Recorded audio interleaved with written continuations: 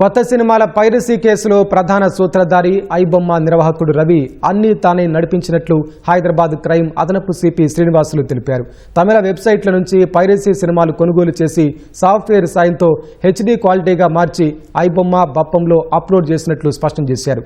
5 రోజుల పోలీస్ కస్టడీలో నిందితుడి నుంచి కీలక ఆధారాలు సేకరించామన్నారు. అతనొక్కడే ఇదంతా సాగించినట్లు, సాంకేతిక ఆధారాలు సేకరించినట్లు వివరించారు. పైరసీ సైట్ ఐబొమ్మ నిర్వాహకుడు ఇమంది రవి విచారణలో రోజురోజుకు కొత్త అంశాలు వెలుగులోకి వస్తున్నాయి. విశాఖకు చెందిన Ravi BSc computers, Java, .NET వంటి కోర్సుల్లో శిక్షణతో సాంకేతిక అంశాలపై పట్టు సంపాదించాడు. అనంతరం ఈఆర్ ఇన్ఫోటెక్ కంపెనీ ప్రారంభించి 900కు పైగా వెబ్సైట్లు రూపొందించిన అనుభవం ఉన్నట్లు దర్యాప్తులో తేలింది. పైరసీ సినిమాలకు అవసరమైన ఐబొమ్మ, బప్పం టీవీ డొమైన్లను ఎన్జిలా కంపెనీలో రిజిస్ట్రేషన్ చేసినట్లు వివరించారు. వాటిని ఐపీ వాల్యూమ్ అనే సైట్ ద్వారా హోస్టింగ్ చేశాడని చెప్పారు. అనంతరం వెబ్సైట్లో ఎప్పుడు బెట్టింగ్ యాడ్స్ ప్లే అవ్వాలని, ఏ సమయంలో అవ్వాలని సెంట్రల్ మేనేజ్మెంట్ సిస్టమ్ ద్వారా మానిటర్ చేసేవాడని పోలీసులు చెప్పారు. స్నేహితుడు నిఖిల్ ద్వారా సినిమా పోస్టర్ తయారు చేయించేవాడు. అనంతరం డౌన్లోడ్, స్ట్రీమింగ్ లింక్లు క్లిక్ చేసి తర్వాత సినిమా వెబ్సైట్లో చూసేందుకు కనిపిస్తోందని అదనపు సిపి శ్రీనివాసులు తెలిపారు.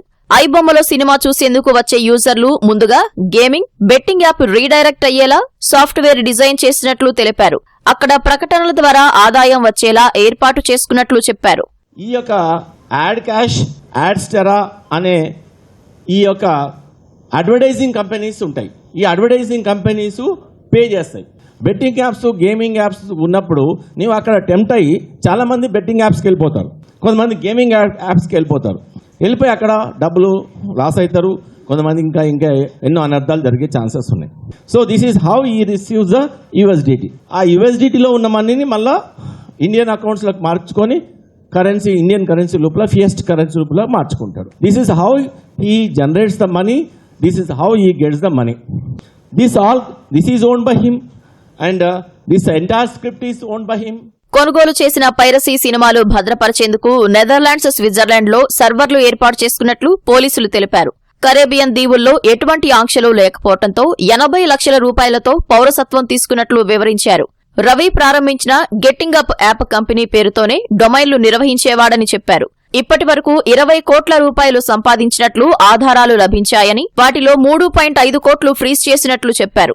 మరో 4 కేసుల్లో నిందితుడిని పీటీ వారెంట్పై అరెస్టు చేస్తామని హైదరాబాద్ అదనపు సిపి శ్రీనివాసులు తెలిపారు. ఇతనికి ఇంతవరకు అయితే లింక్స్ ఇంకా బయటపడలేదు. ఎవరికి డైరెక్ట్ గా అయితే లింక్ లేదు. చాలా చీప్ గా ఉన్న క్వాలిటీని మళ్ళీ ఎన్హాన్స్ చేసి పోస్టర్ వేసి is releasing again in his own ఐబొప్పం.